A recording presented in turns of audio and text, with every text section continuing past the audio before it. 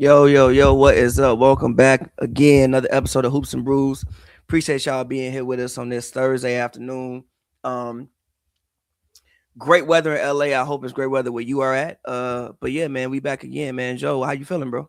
I'm good, man. The first thing I wanted to just talk to get this off my chest. I think I got a shot at winning the Hoops and Brews fantasy league this year. I I've been got down with my team. you. I've been down with my team. I've been questioning them, but they showed up, and I made some excellent pickups. Jackson Hayes gave me a great game. He started for Aiden when he was out. He did a great job filling that rim running role, finishing around the rim, getting a couple blocks. Alexander Walker has been exceptional. He took advantage of a game where Jalen Johnson was out. He dropped 26. I locked that in. I'm waiting on. I got Jalen Brunson versus the Hornets tonight, so I will be tuning into that because that's going to be a big. I'm hoping I didn't like get a 44 from Jalen Brunson because I was thinking he was going to have a big game versus the Hornets because I feel like it's going to be high scoring, high pace. You know, the Hornets like to get up and down. They force people to play their game, especially when they're making a lot of threes. So I expect Brunson to have a big game. I got D Book versus the Jazz. That's something that's big. I'm waiting on. I got Yves versus Missy tonight, and I got Norman Powell and Andrew Wiggins in the next couple of days. So I think I got a good shot. I'm projected to win right now. The dude I'm playing against is a powerhouse. He knocked you out, freak God. His team is Yeah, loaded. His yeah. team is loaded. There's But I nothing think I I got a shot, man. I'm getting really excited this year. I think even though we had a total of 18 teams, I just looked at about 11, 12 were active.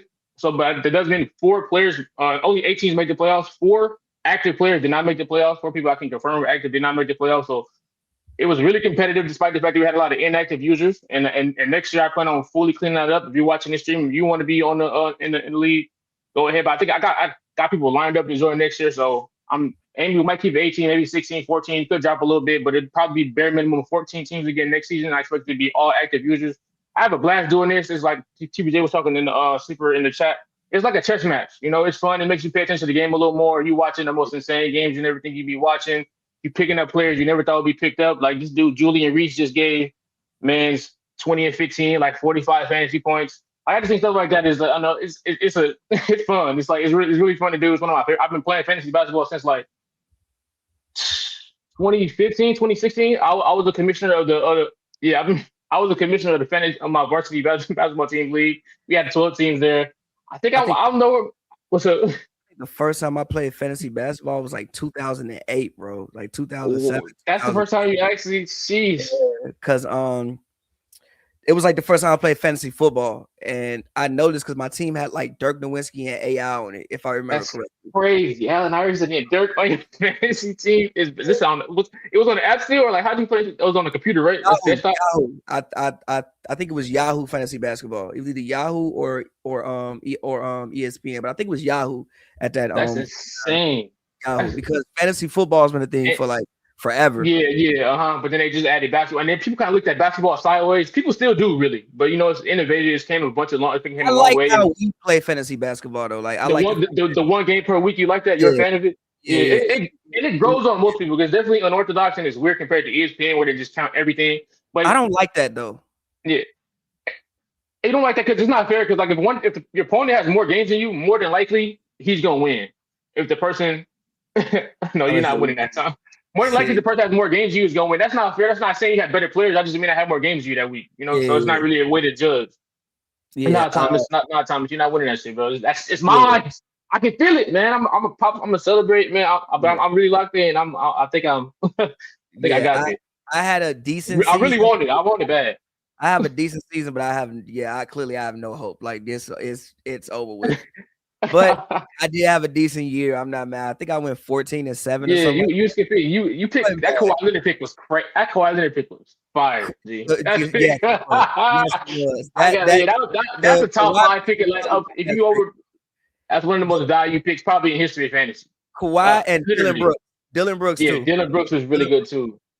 Was a great pickup. Cam Johnson was not a great pickup. I should have traded Cam Johnson. Cam Johnson did not do anything. Yeah. He was on some shit this year. He was on some smoker shit this year Not for doing sure. anything this Yeah, year. he But was. speaking of games that happened recently, I don't know if you saw it. Did you watch the Celtics Thunder game that was yesterday? I didn't see the whole thing, but I saw enough. It's a good game, man. Like do we think? I mean, obviously, at this point in time, we getting close to the playoffs. I think it's like I know the Clippers got like 5 games left. I think it's 5 or 6 games left. Most teams have like under 10 games at this point. Where it's March Yeah, it's 26th, under. it is probably like April 12th, something like that. Do we think that what we saw last night could possibly be a finals matchup? I mean, when I look at the Celtics, what they've been doing since Tatum has come back, Tatum has been he's been okay.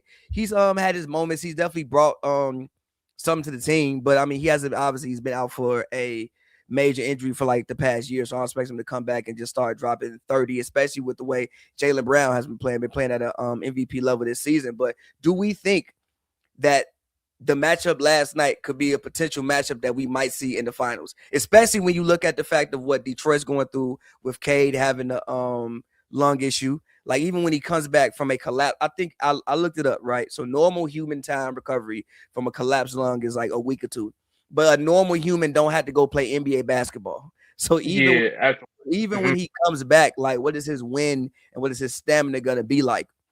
Now, granted, the Pistons have still been playing solid basketball without Cade. But again, like when we talk about the NBA playoffs, especially those bottom teams are all this year in the East good teams. Like Atlanta, I don't know if you want to see Atlanta has been fired. Playing basketball. Shout out Quinn Snyder. Yeah, I mean, even like the Hornets. Shit, the Hornets been playing. Granted, I'm not saying that they would beat the Pistons in a playoff series, but they are good deal of basketball, bro. The Hornets are insane. The Hornets are like a modern 2006 Phoenix Suns almost. They've been playing good. They've been playing good basketball. LaMelo finally is not playing like a my player. He's finally playing actual winning. He's still playing like a my player, G. Yes, but it's not like he's still playing like a my player. Yes, but you see the shots he takes. I see the shots he takes, but it's a little bit more controlled than some of the shit that he was doing before. I don't know, man. Or it might just look better because they're winning basketball games. So it might just make what he's doing look better. When you doing that and you winning 20 games a year, it looks insane. When you're doing it looks terrible. Winning basketball games, it looks better. But do we think what we saw yesterday could be a possible finals matchup? And just talk about what you see from the Boston Celtics. Really, I want to stick on it because we know about the Thunder. We know the Thunder is the Thunder. We expect what we expect from them. But do you think that last night could be a potential finals matchup for June? I for sure think this could be a finals matchup come June. Obviously, these two teams are two of the best from the representative conferences. They both have talented rosters top to bottom. A lot of All-NBA guys, a lot of all-defensive guys amongst both teams, a lot of All-Stars amongst both teams, MVPs amongst one team. But yeah, for sure, both these teams stack up well. They match up well against their conference. Only thing, I just think Boston. I think they need a little more chemistry. As time passes, get Caden back, acclimated back with the offense. And Vooch isn't back yet. Vooch also isn't back yet. Vooch is. I would love to see Vooch with this team. Yeah, Vooch isn't back. I just think with Boston, their biggest thing is I feel like they do have it. With the first round coming up, and then a couple like you said, around 6 to 9 games left in the season. They got those last couple games, and they have a first round and a second round before they really start to get tested. So I think that they can come. I can see them coming out top. As long as Tatum, he's never really been the most efficient player, so I'm not gonna say, but as long as he can clean his numbers up a little more, I think they could be just nuts. Yeah, Derek White was somewhat in the slump for a bit, but he's finally shooting the ball a little better now. As of late. But yeah, I like the team top to bottom. They buy in, they shoot a lot of threes, but they play well defense. They like each other. They close out on shooters. They do kind of what you need to do to win, and they make a lot of threes. They defend and have the personnel. When you have two wings on Tatum and Brown's level consistently night in and night out, coming in, dribbling, filling up the stat sheet. There's points, rebound, assist monsters between the two. I think they probably combine this is like each game for around like 60 points, 15 rebounds, 20 assists, and that's like damn near on a nightly basis between the two alone. When you have two machines like that, you can roll out there for pretty much damn near all 48 minutes, one or the other on the court. That's really hard to beat. 2 3-level scorers, two guys who can pretty much get what they want on the court, do what they want to do. It's hard to beat. And you also were surrounded with, guys like, the Derek White shooters. I think, and Kada has been exceptional. Another most improved player candidate. And they involve him in the offense as well. It's not just like, getting open. So they run him in a lot of pick and rolls. They feed him. He one of those players who really embraces his role and plays it well. And that's exactly what they needed. After they traded Porzingis, a lot of people were looking at this team. They traded Porzingis and Al Horford walked to Golden State. People kind of look at shit, Al Horford need to walk to retirement. I feel, but like as a Celtic though, as a Celtic, he's always been like in those big moments. Even if he wasn't playing that great in the regular season, in the playoffs, he would always rise. He's had some even in his older years, he's had some big playoff moments for him. Whether it's one game where he randomly hits 5 threes in the playoffs, one game where he randomly is locking and beat up. But just just to say, yeah, they lost those two bigs. And you kind of look at the front court like, oh, what's going to happen with the front court? But then Kata comes out of nowhere and is giving you 14 and 10, around 12 and 10 every night, and they just energize the guy, protecting the rim, running around, setting good screens, protecting the paint. And it's just like, when you get a boost like that. So, yeah, I think they're a really well-rounded team. They're well coached. They got a Coach of the Year candidate as well. But, yeah, I think that only thing that can really beat them is themselves. Like, if they, just like how last year happened when they lost to the Knicks and they missed a ton of threes. But I do think that was an anomaly. I can't really see that happening again, even though we have seen teams do that in the playoffs, i.e. the 2019 Rockets that year when they missed like 20-something threes in a row. So teams do still fall in love with the three ball in the play. 27, yeah. So teams do still fall in love with those things, but I think that, this is a more seasoned veteran team that obviously won the championship already before in, 2023, right? That was when they won the championship?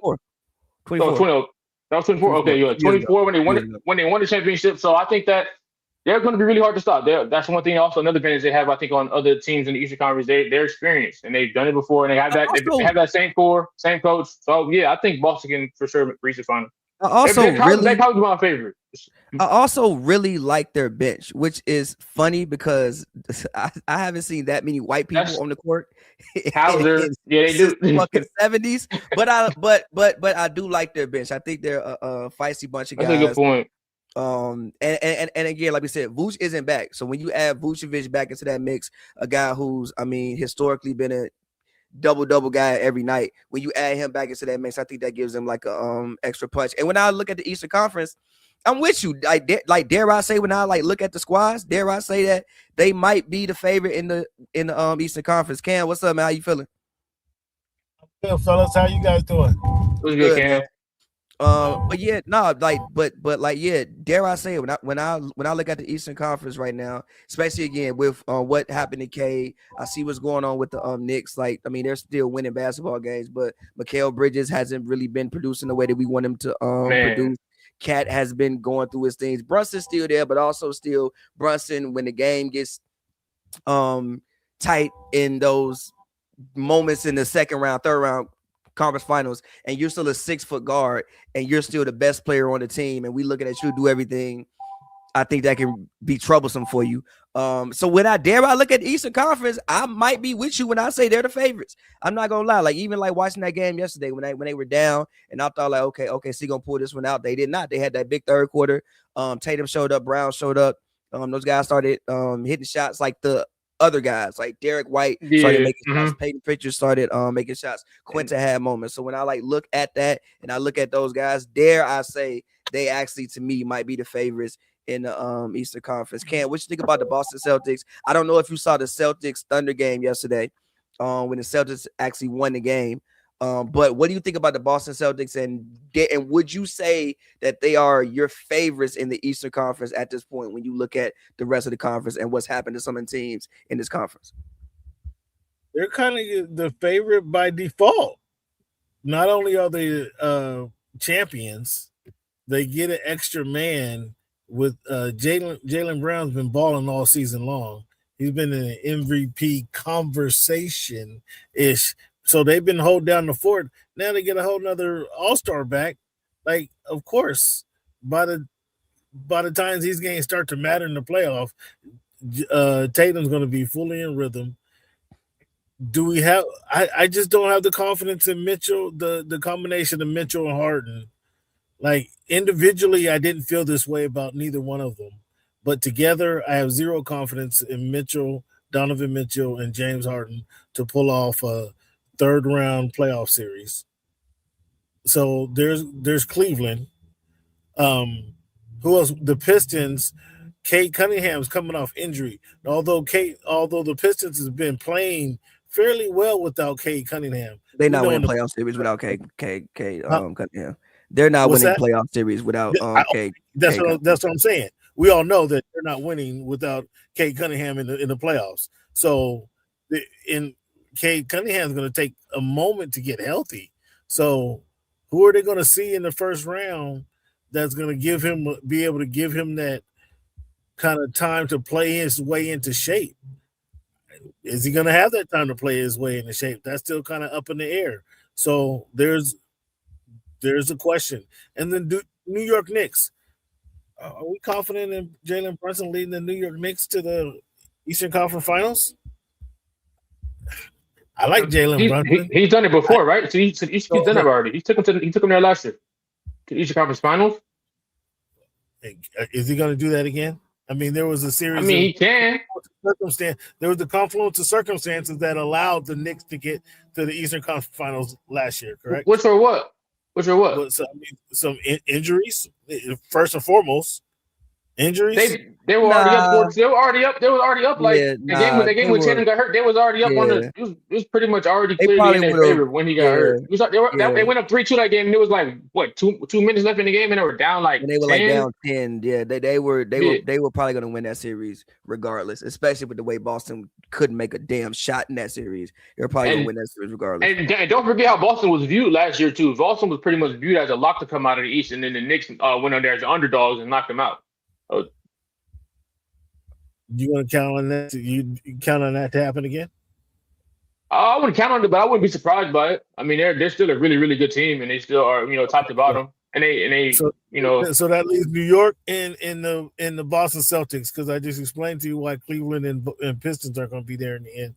Who's your favorite to come out of the Eastern Conference? My personal favorite is probably Boston. Okay. So at this point. But I wouldn't. But I'm not counting. I'd probably go like maybe 60-40 in favor of Boston. I don't think it's that big of a gap. I give Boston a 60% chance, and I maybe give the Knicks a 40% chance. With the way games swing nowadays, all the 3-shot and whatnot, I don't think it's clear. I don't think it's some big, huge between these two teams. Okay, real quick, just want to segue real quick. Moving on, do we think that there is a surprise team in the Eastern Conference that I'm not saying they're gonna make a finals run, but that could spoil some dreams, upset somebody's first, second round, and maybe we wouldn't think about, and maybe end up, kind of like not saying they're gonna be doing what the Pacers did last year, not saying they're gonna do all of that, but do we foresee an Indiana Pacers type of team? I'm gonna tell you, I'm gonna say this team, and I'm gonna say this team. And I probably should say this team. I'm going to say this team. You're going to say exactly what I'm Is it going to be the 76ers? The 76ers. The 76ers. No. You probably going to say the Hawks. No, I'm not going to say the Hawks. Hell no. You say the Hornets? I'm about to the AAU, the NBA, AAU extraordinaire. No. And look. The Hornets, yes. And look. I'm only saying the Sixers because they do have Tyrese Maxey, who we can't forget the way he was playing this season. They have Escombe. Paul George finally came back. And again, Cam, like you said, I think a few podcasts ago, he might have needed the break. PG is 35, 36 years old now. You got a 20-game break in the middle of the season. So if you were ailing for something, you should be completely healthy right now. Embiid, they've done a good job of managing him throughout the season. Now, granted, obviously in the playoffs, you play every other day, but they've done a good job of managing him and at least getting him to the finish line as one. And I can see that could be a tough, series for New York, for Cleveland, for Detroit, especially when you talk about, K coming back off a collapsed lung. Again, like I said, even when he comes back, what is his win going to be like? Like I said, I Googled it. For a regular human being, a collapsed lung takes, I think, 2 weeks to heal. But I don't have to go guard Tyrese Maxey for 7 fucking games if my lung collapsed. All I got to do is walk up the stairs and walk to the grocery store. So when I look at, the Sixers and how they've managed guys, I mean, look, they have quality primetime players. Granted, I know, Embiid had his injuries and things of that nature, but again, like I said, they've got him to the finish line. Paul George, they got him here healthy. They've got a solid squad. They do have a championship coach in Nick Nurse. I want to see what they could do. Like I said, I don't think they can go to the finals, but I do think that this is the squad, a squad that could spoil somebody's party in the first or second round, and maybe be at least a second round squad, maybe even conference final squad if everybody can stay on the court and stay healthy. But you got the Hornets being a surprise team. Please explain to me why. I got the Hornets. I kind of just mapped it out right now. Currently, the Hornets are the 9th seed.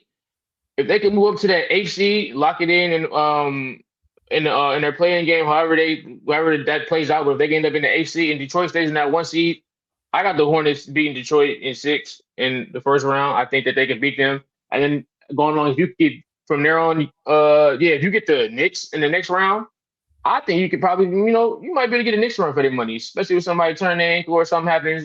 I guess that Knicks team is not a team I think anybody really besides people anybody that doesn't live in New York. I don't think there's really a team people that don't live in that specific area really trust.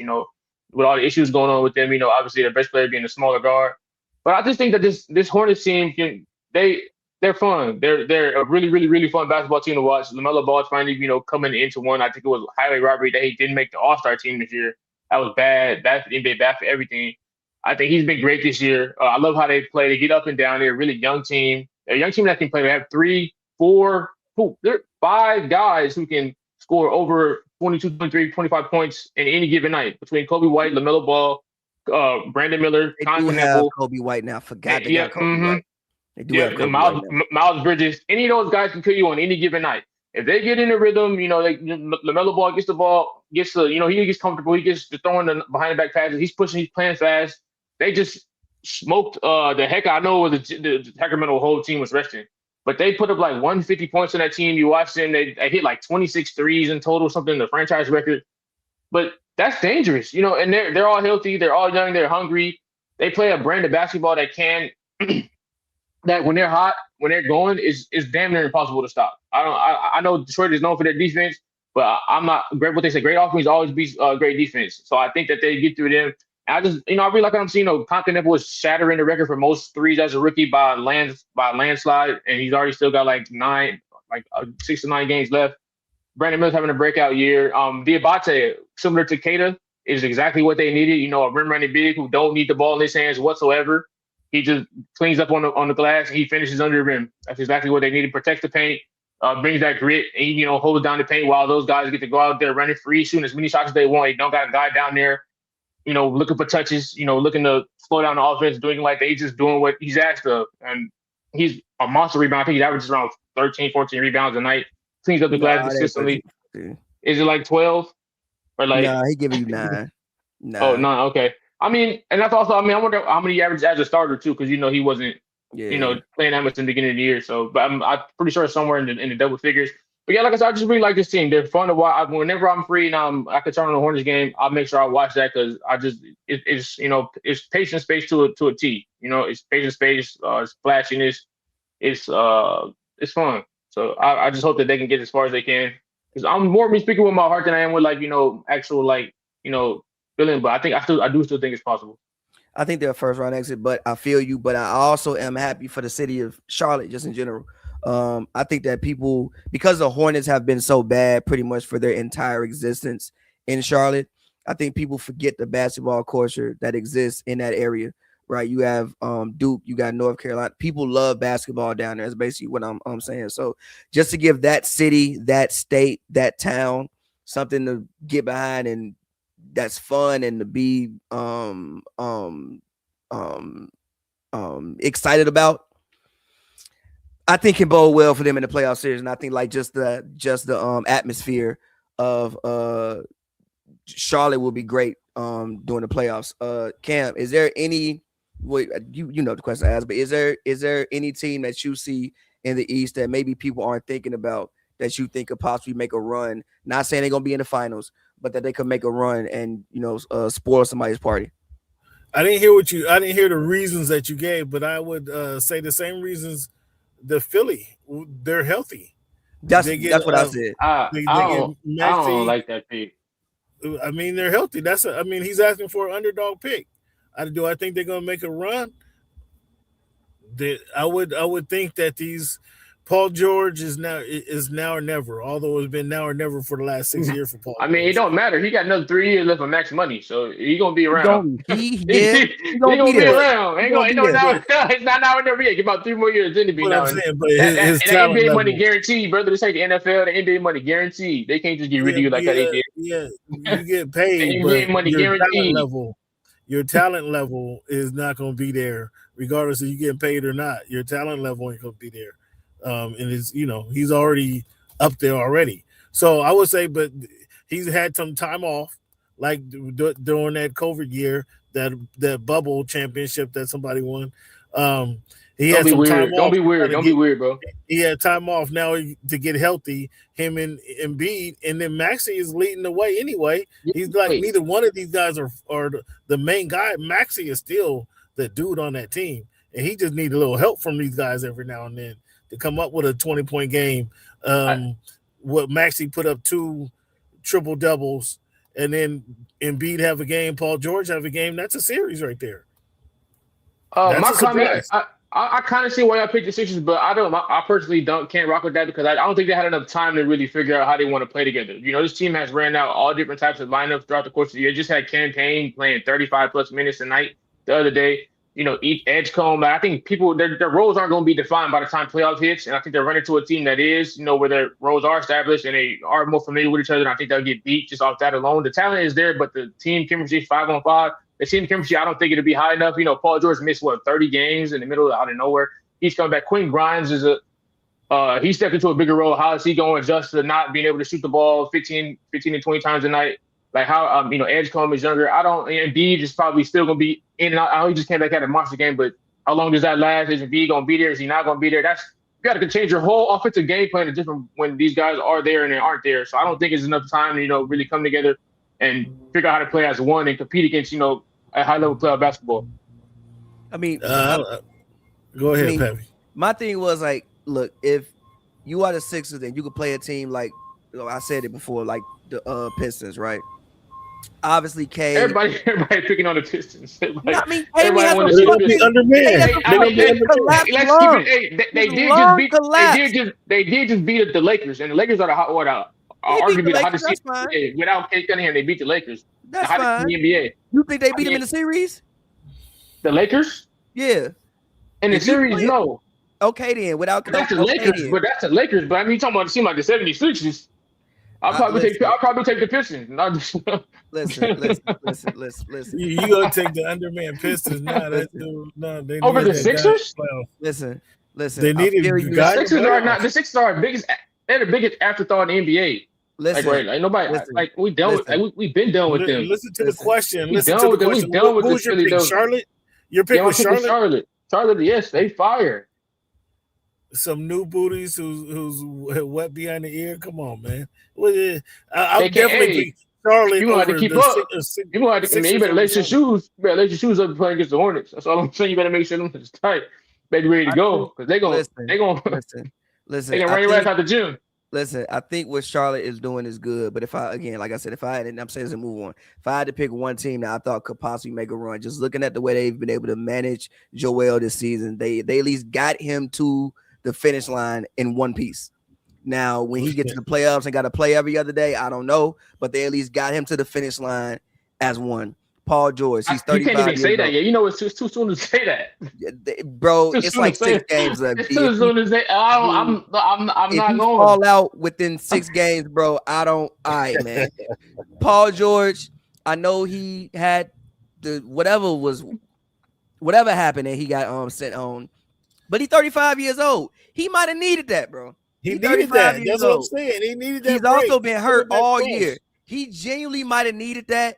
You know, come back, you fresh, you 35, you make a run at it. Maxey, obviously, we can't discount what Maxey been doing all season. Maxey been Maxey. You got Edgecombe. You do have a championship winning coach. When I look at just the pieces on the when I look at the names on the paper and the pieces on the board, and when I look at all the team, the bottom 6 guys, I think that the Sixers, if I was gonna pick somebody to possibly do something, just looking at the names and the guys that's coming back and the fact that they're actually healthy at the time that you want to be healthy, I would pick the Sixers. But moving on, I want to talk about this because Victor Wembanyama made his own case for being MVP.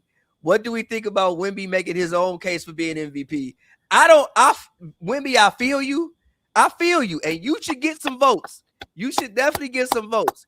You should not win it, but you should get some votes. You say that with that much confidence that you shouldn't win it? Why should he win it? You say it with like, say, bro. You say like you don't got it. You said. Wait. Joe, time out. Joe. You all know who the MVP is. Mr. Pavy, Mr. Guy who likes to talk about with my man from Detroit, the 4-time defensive player of the year, like to bring him up out of nowhere all the time. Ben How can you not have Wemby as the MVP? As much respect and credit and difference you pay to defense, Mr. Ben Wallace, Miss Pavy Wallace. Shea is a Pavy good Wallace. Too.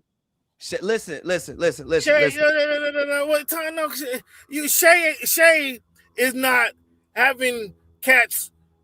No, he's not. Twice about when they go to layup. When they go to the hole, he's not having cats dribble to the front of the rim and then turn around and go dribble back to the 3-point line. He's not. And that's a stat that you can't track. He's not. You're right. You're right. But Shea is also one of the best defenders at his position. He's also giving you above 30 a night. And I'm not somebody that think I'm not gonna and also I just thought about this. When we talk about most disappointing players, Jalen Williams has not been fired this year to me. Jalen Williams been fired at all. Jalen Williams did not. I don't know what happened. He did not take the step. Him nor Chet for real. Half the year. He been hurt half the year. Chet been good. Chet's all defense. Chet's been good, but they neither. Chet's all defense. That's fine, but neither one of them have taken the step offensively that I thought that they possibly might take. So still a lot is on Shea. It's definitely moments where they like Shea save us still this season. they're definitely still it's like it's not like take us out there on some 2017 Warriors time. Isn't that kind of normal though? That's kind of normal though to look at your best player and say save us. I mean, a lot of teams do that. I'm just saying it's not like granted they can definitely go 11 deep. They got a bunch of good guys. AJ Mitchell stepped up, but the McCain pickup was great. They got guys. I'm just saying real quick. I'm just saying ain't like Shea out there playing with the 2017 Warriors. That's all I'm saying. Go ahead, Cam. We know where we not. We're talking about Shea versus Wemby right now, and that means we have to talk about play OKC. Like 10 games. Even more to my motherfucking point of why I think Shea should still win MVP. Yeah, I mean yes, and I mentioned that, but the Spurs have dominated OKC when they play each other. They have it hasn't been close. MVP award for playing one team. It hasn't been close wins. It didn't go to overtime. It's been domination. Too bad you get the MVP award for playing one team. I'm sorry? You don't get the MVP for playing one team. No. Now they're at the level where we're splitting hairs. We're at the level where their team has the what's the difference maker? They have what's that called, Joel? The difference maker. They have the I'm sorry. Their team, they're at the level. They're one game away from OKC having the best record in the league. You talking about the tiebreaker? The tiebreaker. Thank you. Look. So it's not like they're 3 games behind. They're 5 games out. Cam. So their level is right there. Cam, I'm trying to say how much, and you can answer this question. It's different for everybody. How much does head-to-head matchups count in the MVP race? That's number one. And then when your teams are matched up with each other, they're a game apart. I mean, come on now. They're not 10 games apart. They're 1 game apart. They're essentially even right here going into the playoffs. That has to matter. That has to matter when one team has a winning advantage. Listen. Has the heads up winning advantage. I agree. And I think I don't think Shea's winning the award. Listen, I agree, and I think Wemby should get a bunch of votes, and I do like the fact that he was campaigning for himself. And I like it too. He was asked a question. He just answered the question that he was asked. But he could have been humble and said, "Hey, man, that's not for me to decide." Whatever. No, he listed out reasons why he wants that motherfucker award. I thought he was humble. He was. No, it's not humble. What do you mean? That was. He said, "This is why." He answered. He's not American, fellas. He's not looking at it like you or I were looking at it. He's not looking at. He's had a different type of training, bro. So when he asked the question, he's like, "Yeah, I deserve the MVP. Here's why. 1, 2, 3, boom. That's why." Listen. I like it. And again, if the Spurs end up as the number 1 seed, I'm totally here for you. But we cannot discount and act like the shit Shea doing this season is just regular. I'm not at all. It's not regular. Not at all. I mean, it's not regular. I don't think that they give it to Shea 2 years in a row. I can't see him getting him 2 years in a row for doing the same thing he did last year with less wins.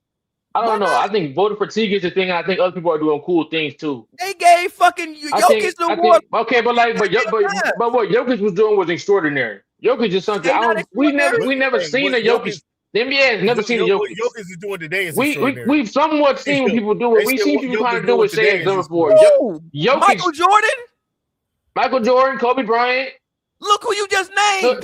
I mean, Kobe got 1 MVP. Kobe shouldn't even have the one he had. That's a whole nother conversation. Stop lying. No, it isn't a conversation, but that's not true. Let's not do that. No, he shouldn't. No. He should. Okay, no, he shouldn't. And no, the hell he shouldn't have. He should. Nobody's worried about them. No. But look, I just think that Shea. I mean, it's impressive, but like he got his award last year. He won less games this year. We got Wemby playing both sides, averaging 25 and like 5 blocks. 55% from the field as a fucking guard. And almost 40% from 3 and 88 from the line. When how many free throws is he shooting per game? Who your free throw percentage is gonna be higher. You barely shooting any. Nah. He's only shooting 9 free throws. Best team in the league. He's only shooting 9 free throws. It's not even like he at the Harden level when Harden was taking 12. It's only 9. It's not that many free throws. You know how rare it is for a guard to shoot 55% from the field. Victor Wembanyama Victor is changing everything for the Spurs. The whole game is different when he's on the court. He's developing. He's getting wide open threes. He is playing 1, 2, 3. Hey, stay off the Spurs and see what happened. Take Wemby off the Spurs. See what happened. Huh? Take Wemby off the Spurs. I think the Spurs would be a better team. No, my God. No, they wouldn't. No, they wouldn't. No, they wouldn't. No, they wouldn't. Oh, no, they wouldn't. Their guards are better than. Yes. No, I think. Yes. Their 3 guards. I think that guards are better than everybody. I think that there is a genuine argument that to a man, the Spurs have better guys to a man. Yeah. And the Spurs have better guys than the Thunder? Yes. Why would you see one thing you've been doing this whole podcast is you've been trying to downplay the Thunder roster, and that's not okay. Don't we're not doing that. That team is you've been downplaying them the whole podcast. You're like, ain't not the team. Castle, Dylan Harper. Castle and Harper. Jalen Williams scored 40 points in the NBA Finals game last year. That's great. That's Holmgren is first team all defense. Isaiah Hartenstein is a walking double-double. AJ Mitchell came out of nowhere giving you 16 a game. You think AJ Mitchell is better than Dylan Harper? Isaiah Joe is shooting 40-some% from 3. Alex Caruso is arguably the best role player in the NBA off the bench. You think they better than Dylan Harper? Jalen Williams and Dylan Harper are basically the same thing this year. Come on, Joe. Come on. Oh, that's fucking bad. Wait. Chet not better than Dylan Harper? He is, yes. Chet is, yeah. I said outside Chet, those 3 guards are better than anybody on OKC team. Anybody. Jalen Williams? I mean, look, Jalen, he might be having a down year, but that speaks to how good Jalen Williams is having a down year, and they're still the number 1 seed. So who like you feel me? Like, look, like what? So is it just magic or something? Like, where is all this for? Like, two things. One, I just have a lot of reverence for the guys that the Spurs have. I think they have I think Castle can be a star. I think Dylan Harper can be a star. I think they just have really, really good guys. And I think that their ceiling is higher than the guys that the Thunder have. And secondly, this also goes more to my point of why I still think Shea is an MVP currently right now. Now, granted, if the Spurs overtake the Thunder in the standings and they end up with the best record in the league, you got me. But as it stands right now, I'm giving the award to Shea. It's easy. So you down that. That's nasty. The best player on the best team. That's it. It's strictly the best player on the best team for you, Pavy. That's it. Who's having okay? No, look. You're saying if the Spurs overtake OKC, then you would give it. So you're only looking at the best player. No, hold on. Listen. That's how you're looking. Listen. We're talking about guys who are having extraordinary seasons. It's not like. It's not like when Jokic won it and he was the 4th seed when he had an extraordinary seed. I don't know who, like, I don't remember who he beat, or even when like Russ won it when he had a fucking triple-double, so they gave him the award. Like, we're talking about even before Cade missed too many games to be awarded. Right. We're talking about guys who are having great all-time seasons. So Absolutely. when you're talking about that, splitting hairs, you gotta start splitting hairs. Yes.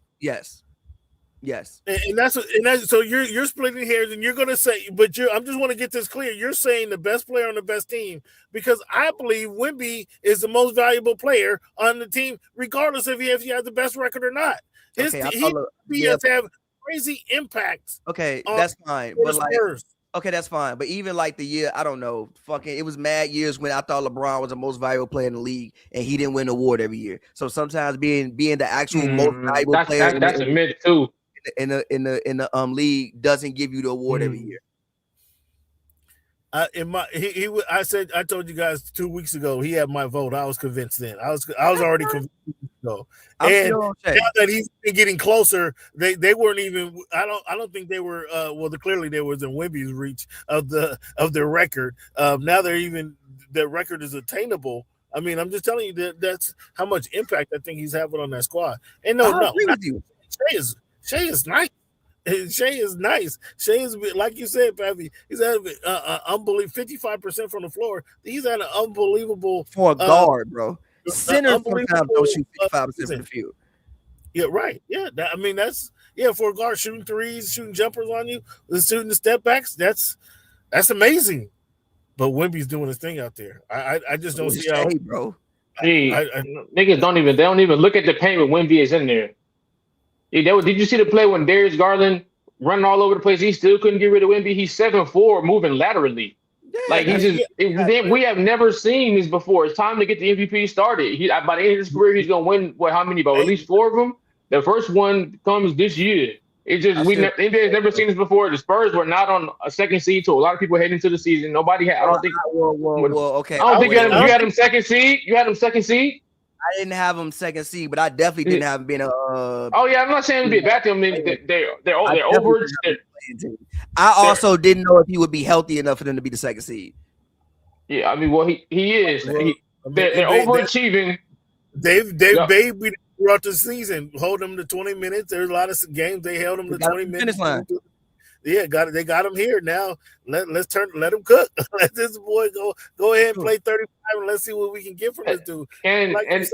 This is ridiculous.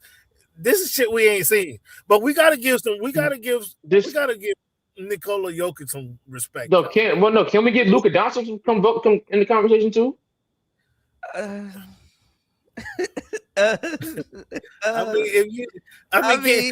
So I want to know if the same people who like Luka like James Harden. That's what I want to know. That game was, of course, Luka got a couple more inches on him, but Luka ain't doing what Nikola Jokic is doing. He's not doing what Nikola. Bro, the other night, who's not doing what Nikola Jokic is doing? Yeah. I mean, bro, in 2 games, Luka just dropped 6. He had 60 points, 30 rebounds, 30 assists. In 2 nights, Luka just dropped 60, and he's averaging 40 points over his last 11 games. Every time he walk on the court, he gets 40 last 11 games. Every time 30 assists, the man is rolling out of bed and getting 40 with a team who don't shoot the ball that well. He don't have a real screen setter. He's very limited. He's sharing the ball with Austin Reed. There's a lot of things not going over here, and he's making shit happen. The man has been averaging 3 steals a game over the last month. 3 steals. 3 assists in back-to-back nights. 3 steals. Luka Doncic is. There's games that look like the Lakers got no chance of winning. Then all of a sudden, Luka Doncic gets the ball for 4 or 5 plays in a row, and the whole flip is script. He's winning games by himself. No, he's not winning games by himself. Yes, he is. Yes, he is. Did you not watch the Heat versus Lakers? Did you not? Are you not watching? Did you not watch these games? Are you not watching? Did you not watch Denver versus the Lakers?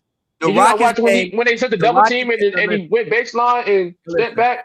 He's winning games by himself, propelling a flawed roster. The Rockets game, facts. But there are a few people, if I'm doing MVP voting, who I would vote for before I get to the name Luka Doncic. I will put Wemby. I will go Shea. I will go Jaylen Brown. I will probably go Jokic. And all people with better teams than him. And then we can and then we can start talking about Luka Doncic. Nah, I don't think that's fair. I think that And I I don't also think don't think for the whatever Lakers reason are. y'all not trying to respect And I don't. what he's doing. Listen, I'm not one that believes the Lakers have some terrible roster, bro.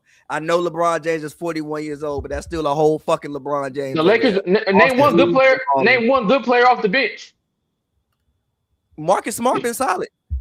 Marcus Smart starts now.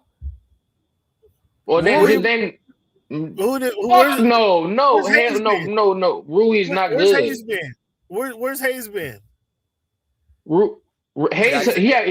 Hayes was exceptional last night, but I mean, he averages probably like 4 points, 5 rebounds. LaRaver is all right sometimes. All right. Who? LaRaver is all right. First of all, no, man. No. No. No. Text talking about. No, you just talking about how much you admire. You talking about how much you admire Boston's depth, but you can't name not one good depth piece on the Lakers. Like, let's just be real. Like, let's add it up. Let's add everything up. It comes to that this team is not really a good team, and Luka Doncic is dragging them to greatness every night. If they didn't have Luka, this team would be.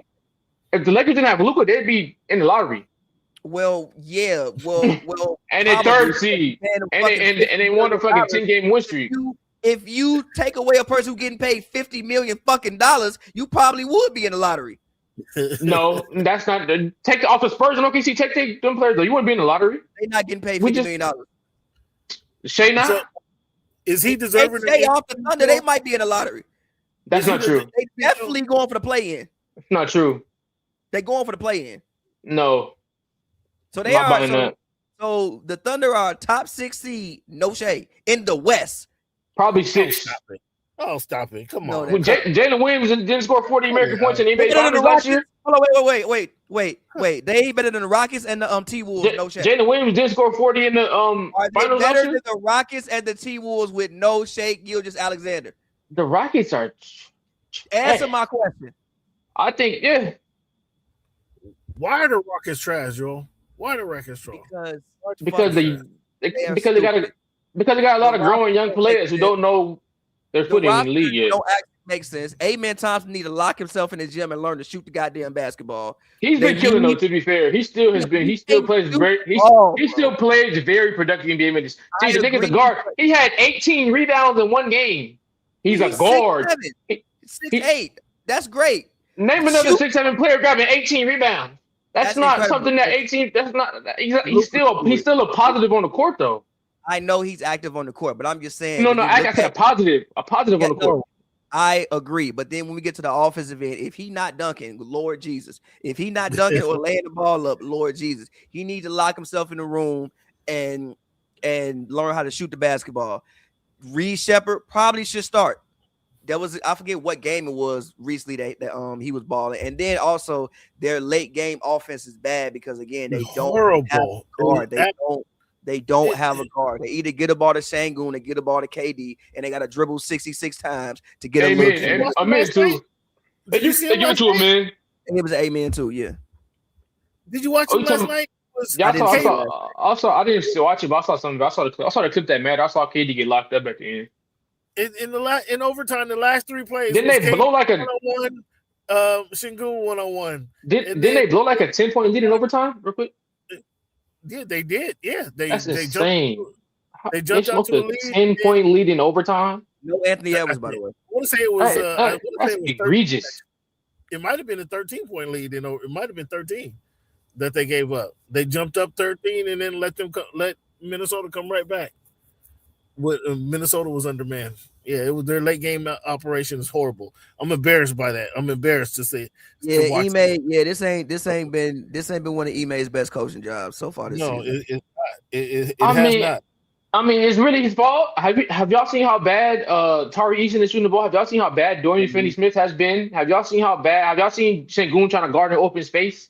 Have we seen some of the things that those players is out there doing? They still are top 6 seed in the West with his coach. I think Udoka's coaching is the last thing to blame. I think the personnel is what to blame. I think that Fred VanVleet injury is what to blame. I think all these flaws.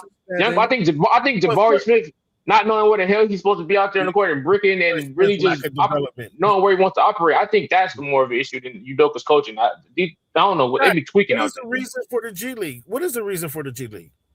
Develop young talent. I'm crying. Why don't they go get them a point guard from the G League? I mean, damn it's that easy. You think point guards are growing trees? If it was that simple, a lot of teams would just do that.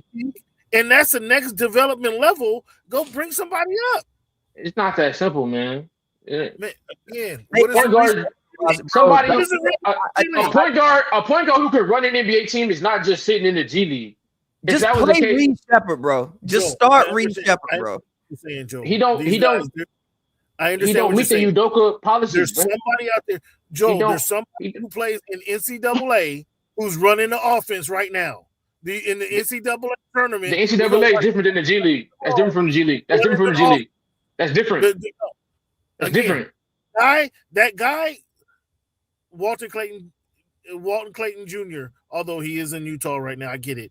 But that same guy, the same season he performed this year in the NCAAs, there's somebody out there playing in the G League. Why are you offense? No, there isn't. It's not. No, it's not that simple.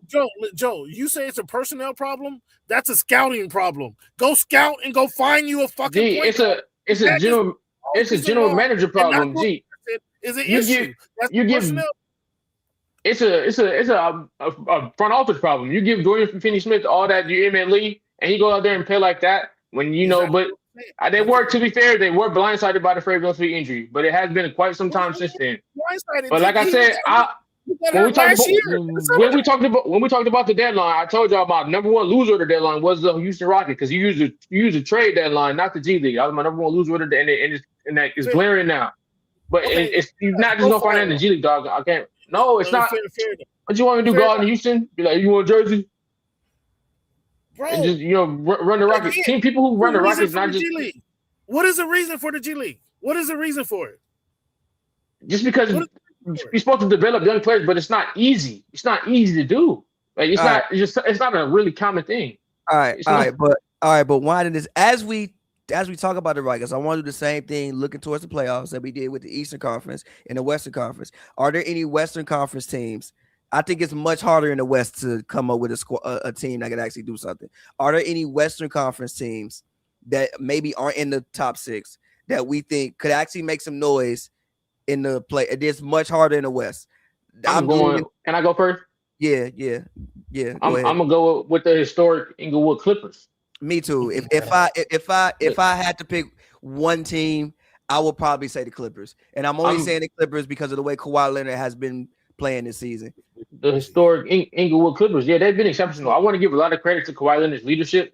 I just think that all around he's really good. I think he set the tone for the team. I think that I know he's not really known for being a vocal guy, but I think that just his actions in general are really what's the word for it? Just, spread out to the team that it's contagious. When the best guys out there playing hard every night, giving his all, and this season having one of the best seasons ever for someone at his age, kind of randomly. I don't think anybody expected him to do this. I think it just rubbed off on the entire organization. I think Ty Lue has done an exceptional job from where they were at to get them to where they were at to now, and dealing with the trades. I think the new pieces they got have fit seamlessly. Well, I can't believe how well the new pieces are meshing, just immediately. And they take care of business. The last 2 games this week, they blew the Pelicans out at home, took care of business by like 40. They beat the Raptors last night by like 20. They're beating bad teams. They also mess around and beat a couple of good teams. They take care of business for the most part, and they show up every night. I'm only problem with them. They might have trouble rebounding. They might have trouble defending bigs. Losing Zubac, that lost a big hole rebounding. Brook Lopez isn't really known for his rebounding. And then the other rookie got hurt. Yannick. He was Niederhausen. Yannick Niederhausen. He was really good. He was really coming into his own. He was coming to his own. That was I think that was a huge blow because I think he really could have. I think he could have really made a name for himself in the league the last like 20 games or 15 games, whatever many he was when he got hurt. I think he really could have made a name for himself in the league.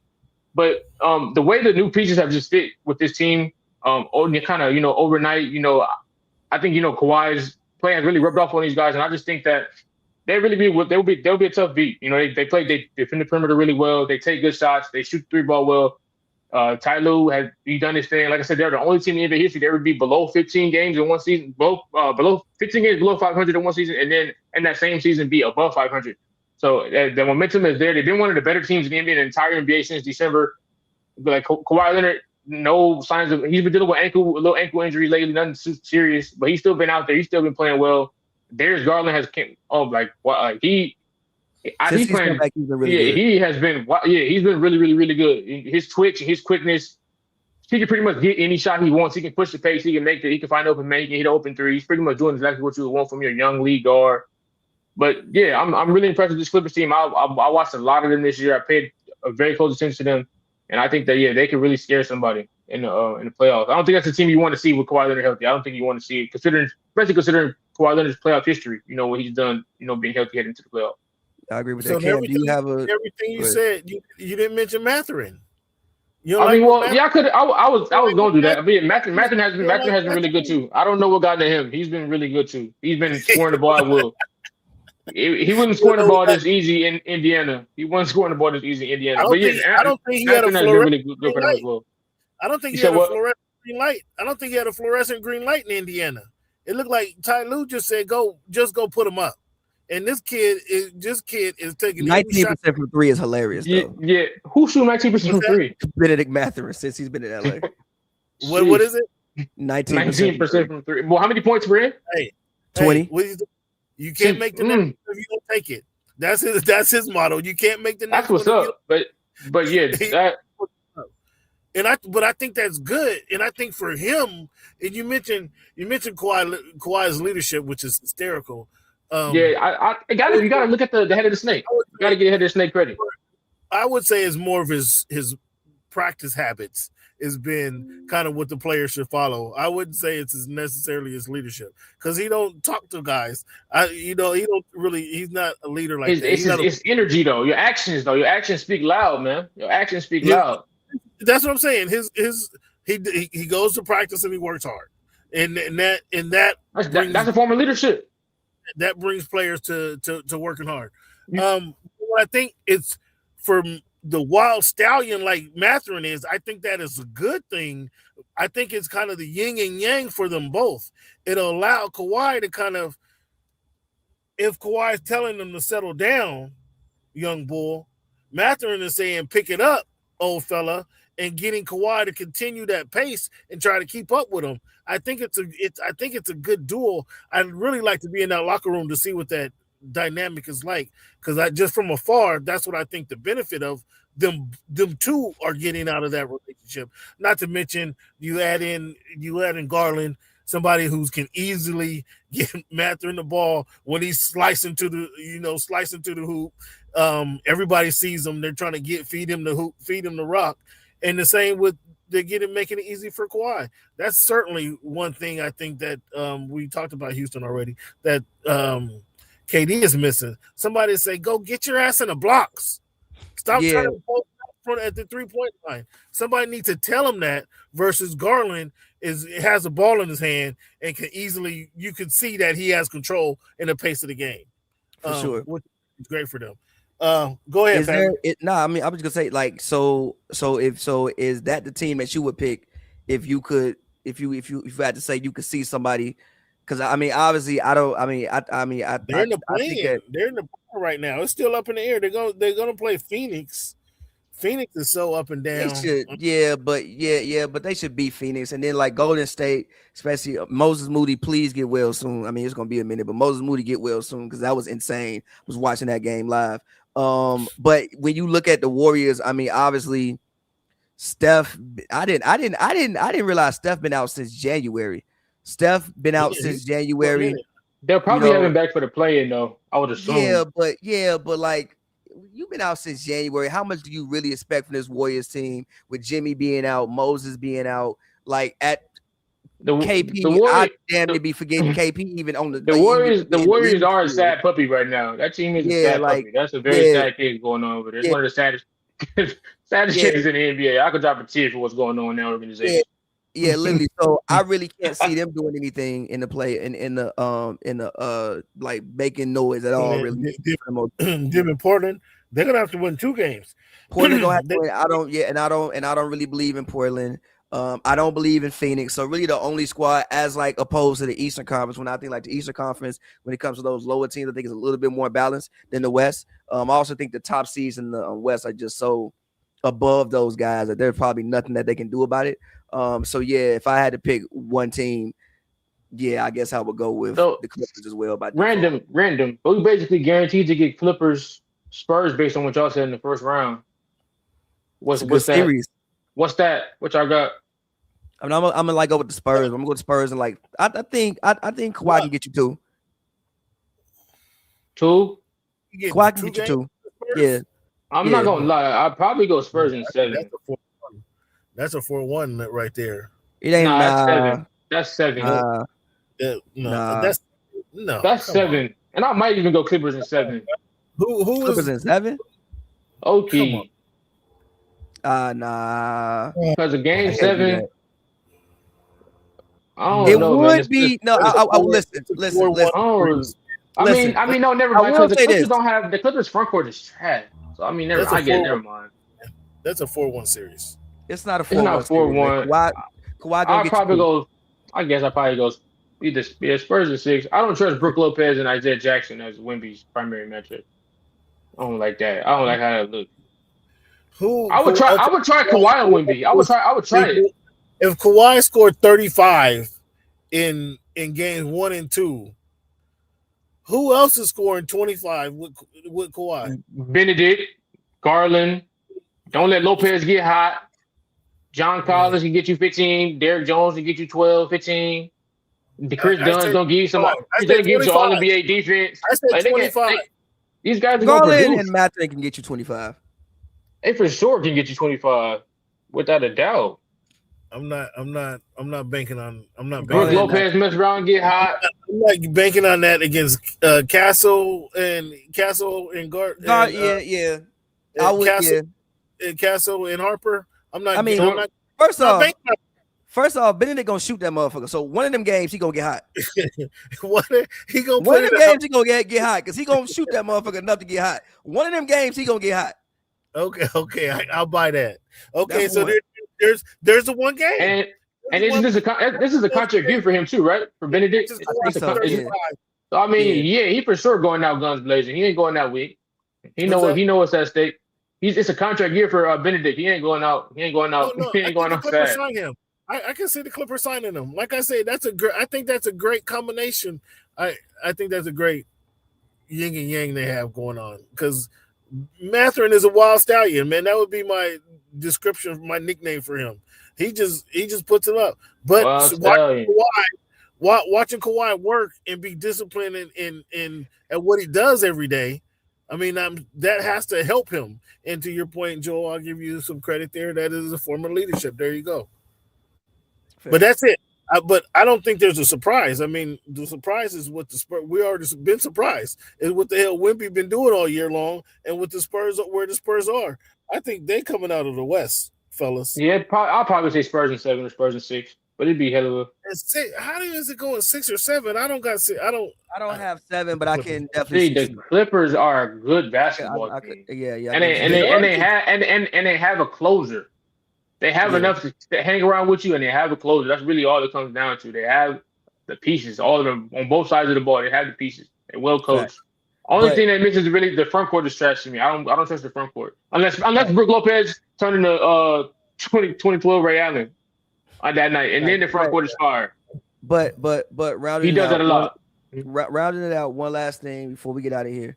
We got to do it. Lakers. They've been playing good. They've been playing well.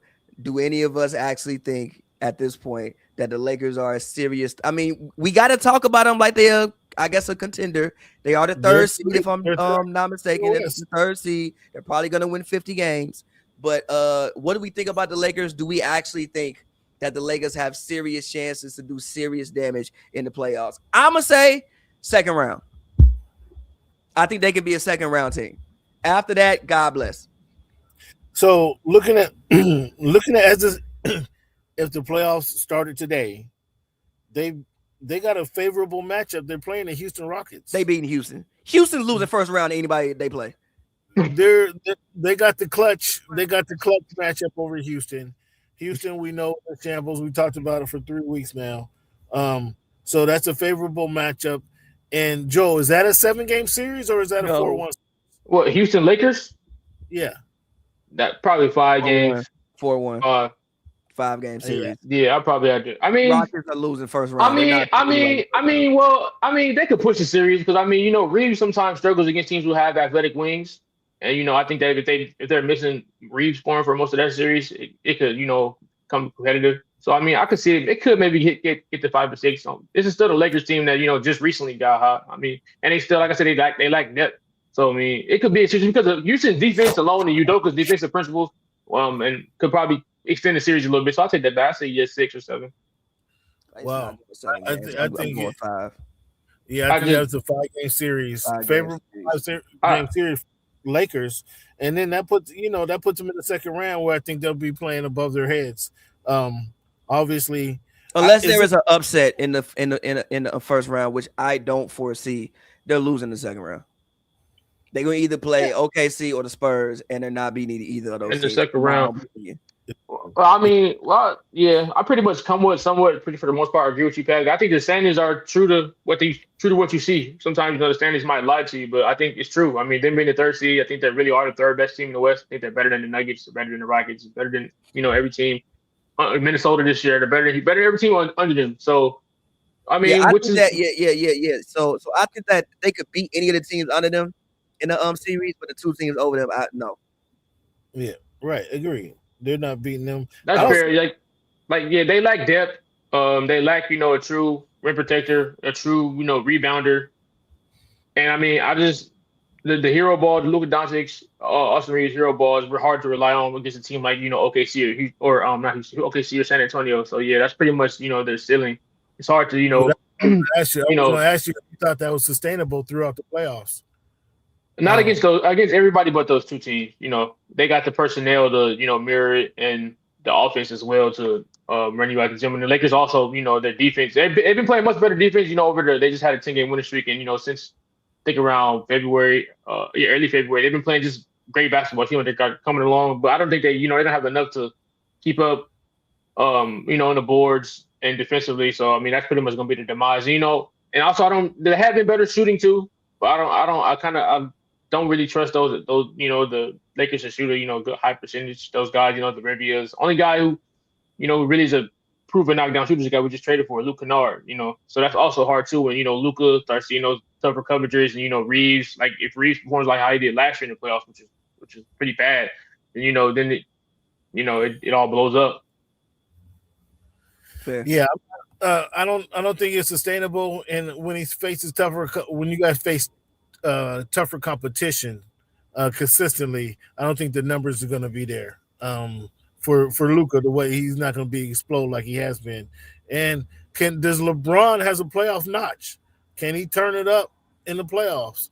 Or now that he's accepted this third role, will he have an opportunity to turn it up in the playoffs? Listen, he can turn it up in the playoffs. That man, shout out LeBron. He can turn it up in the playoffs, still going home second round. Yeah, unless he's gonna go out there and resurrect 2016, which is 10 years later, right. Go home second round game.